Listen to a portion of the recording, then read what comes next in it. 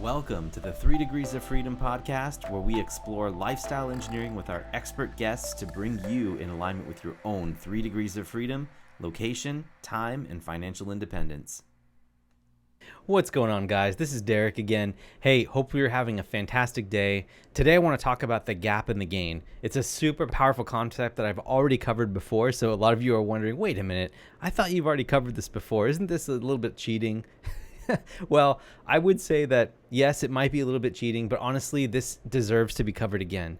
This is so important to me. It has been a life changer as well. And I really think that if you don't know what the gap and the gain is, it's time for you to get a little bit more of a deeper understanding, because you'll be doing yourself a favor if you do understand what it's all about.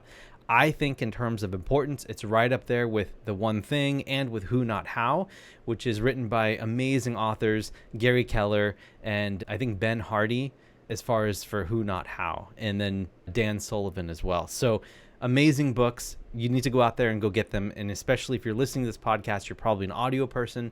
So go out there and grab the audiobook. Those are also very amazing, both The One Thing and Who Not How.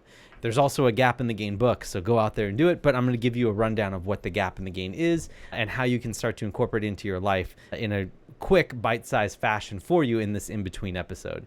So first, let's start out. What is the gap and what's the gain? So a gap is essentially if you take where you are right now and you look to the goals that you're going to accomplish in the future or the things that you want to do, right?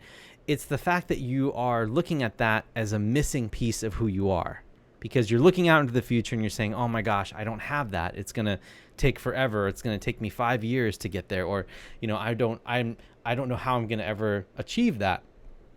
And then the gain is taking where you are right now and taking stock and gratitude of all the things you've accomplished and looking backwards, looking back to the past. How much have you actually achieved in the last year, 2 years, 3 years, 4 years, right? And by looking at the gain and making goals from where you've been to where you are now, and basically goal setting based on that approach versus what you're lacking, you will be more in abundance. You'll be looking at all of the things that you've been able to accomplish and all the gratitude and the positivity and all the things that you've been able to really accomplish and get done in those past 4, 5, or even 6 years. So again, I guess if you look at it, looking from where you are now in the present, if you're looking at what you're missing from the future, that is gap thinking. And if you're looking from all that you've gained or all the abundance that you've gotten from the past, that's abundant thinking. That is gain thinking. So once again, gap is scarcity thinking, gain is abundant thinking. And believe it or not, you can actually bring this into your day-to-day life, because bullet point number 2 is living in the gain and not in the gap every single day. I think that if you understand that measuring against your ideals will lead you in the wrong path, because ideals are just unreachable. They're just an ideal state that you can never ever achieve. That is not serving you at all, and that will help feed your gap thinking, and you don't want to do that, right? What you got to do is you got to measure your progress towards your goals, and do it often, because what is measured is accomplished, and that measurement of where you were to where you are now is measurable. You can look back and say, how long did it take me to get to XYZ?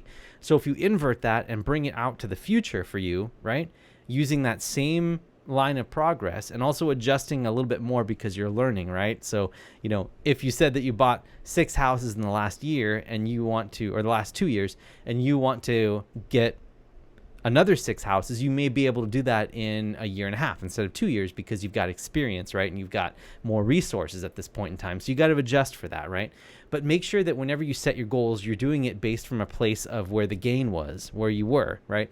I'm not saying don't set lofty goals, but just don't set an unrealistic ideal, right? Something that can't be achieved in the future, because that will affect your mind and put you in a gap thinking day to day. And understand that happiness and success is actually about the pursuit, not the accomplishment of the goals. Because I can tell you right now, when I left my job, right, like I was super happy because I accomplished my goal. I left the W-2 work, but then I realized that now there's got to be a next goal. Like it just doesn't end here, right? So when does it end? It's all relative, right? So happiness is in the pursuit of the goals, right? So your success and happiness comes from the pursuit, not from the accomplishment of the goals. Accomplishment of the goal is great, and you have to reward yourself for that for sure. But really understand that it's a process. And as long as you're following the process, you will stay in the gain thinking, because you know that from the past, you started from way before, like, a much lower you to now the you where you are, and you know that's where you're heading. And then all of this progress that you're making is going to be more gain thinking for a future state of you in the future. Okay. So anyway, I hope that I didn't confuse you on this, but just understand that's really, really important to start thinking about goals in terms of where you've been and measuring them, right? Measuring them each day and being really intentional about it. Also, one other tip that I saw and read about was that if you do mental subtraction, that will add to your happiness. So if you imagine that someone or something positive is gone from your life, instead of them just being there and providing things to you, that will have a much more powerful impact on your reflection, right? About looking back on it, right? And how important it was to you in your gain process from your past you to your present you, okay? The other thing is that gratitude is a fantastic daily practice. I'm guilty of not doing this every single day like I said that I'm going to do, but it's one of those things that I'm giving myself grace for, right? But anyway, gratitude is a daily practice that you can do that allows you to feel like, oh my gosh, all of these blessings that we have puts you in a gain thinking, because all the things that have happened to you to lead to where you are now is most likely in a good place. And so all of those things, you should be grateful for, because you're right now in such a wonderful place where you are, right? If that's not necessarily the case, there's tons of things to be grateful for, like your health, your relationships, anything that's going well for you in life. There's always a situation where you can say, oh my gosh, I got to be grateful for it. Even the fact that there's electricity around you, right? And the internet, and the fact that you're able to listen to this podcast is just a miracle, because if you were born 1,000 years ago, that would not have been the case at all. Okay. All right. Number 3 is going deeper into goal setting with the gap in the game in mind, making sure that you're monitoring and tracking, preferably with a process or some sort of automation, so that you don't have to manually go in and start like doing this every single day, right? You have to track things every day. If you can set yourself up to something that's happening no matter what, right? Like you either check something off or you don't, or you have your wife help you or your husband help you in monitoring what you're eating, right? Or you're taking a picture. Like you want something to be as automatic and mindless and frictionless as possible, so you're not thinking about the actual measurement. You want the measurement to be happening automatically or as easily as possible, okay? And just remember that whatever you focus on, it expands. And there is nowhere for you to arrive at because you're already there. So speed is irrelevant because it's in relation to something else. And this is, I talked about this on the other point as well, but whenever you start thinking about, oh, I need to get somewhere quickly, I need to go there, right?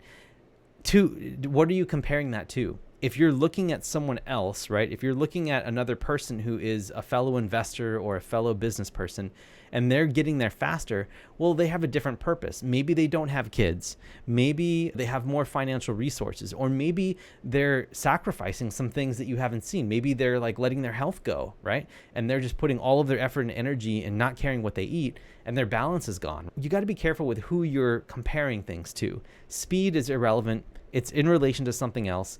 And here's the other thing too. What if that other person that you're watching, right, ends up achieving all the success that you were looking to achieve in your business, but they end up having a heart attack and passing away 5 years from now, where you end up getting to that goal 2 years slower, right? But you're in balance and you're living for 10 to 20 or even 30 years longer than that other person, right? So it's all relative, and it's very much an illusion. And in this social media culture, it's very hard to be able to keep that goal setting perspective in mind. Just make sure that there's nowhere to go to because you're already perfect, right?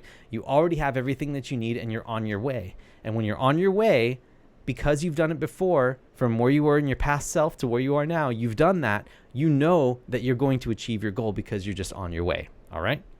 Now, the last thing I'm going to talk about is how gap in the gain thinking, it spills into all other aspects of your life. You'll notice that you start becoming more efficient and intentional in your free time because what you're measuring, right, is actually getting accomplished much quicker and faster and easier. And then the gratefulness, right, that comes in will make you more positive and easier to be around. And your spouse and people will start to notice it. The people around you will start to notice it, your coworkers.